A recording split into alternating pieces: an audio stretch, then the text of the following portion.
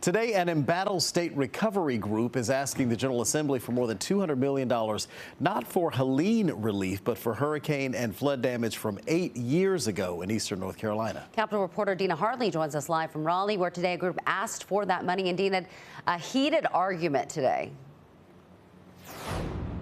Yeah, it was certainly a contentious meeting here at the General Assembly earlier today when the NCORR director testified for hours saying that they need more money, they need more resources.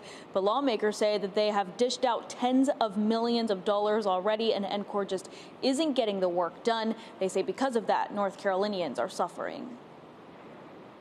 There's a pretty ugly day of reckoning coming if we don't get additional funding. More than 8 years after Hurricane Matthew ravaged eastern North Carolina, thousands of people are still without a home. Lawmakers pointing the finger at one group, NCORR. It's y'all's fault, not ours. You can answer the things that are what you wish to answer, but it just keeps getting worse and worse and worse and worse every time you come before us. In a contentious meeting on Thursday, the recovery group is asking the General Assembly for $217 million. Otherwise, they say they can't afford to keep people in temporary homes or rebuild destroyed ones. You give us the money, we'll get these people home. How many times have we heard that? I'm just asking. It's the same thing every time. We need more money.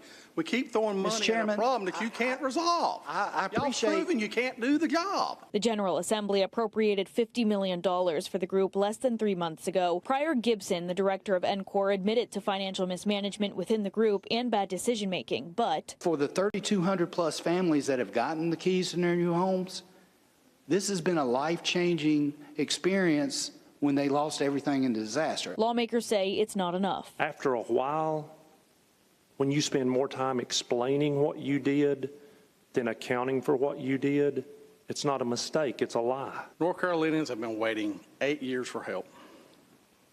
8 years of families stuck in motels, hotels, living with relatives, struggling to get by.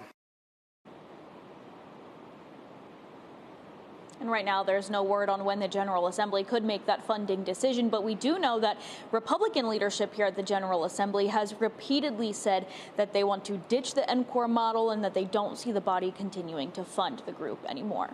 Live in Raleigh, Dina Hartley, CBS 17 News. All right, Dina, thank you.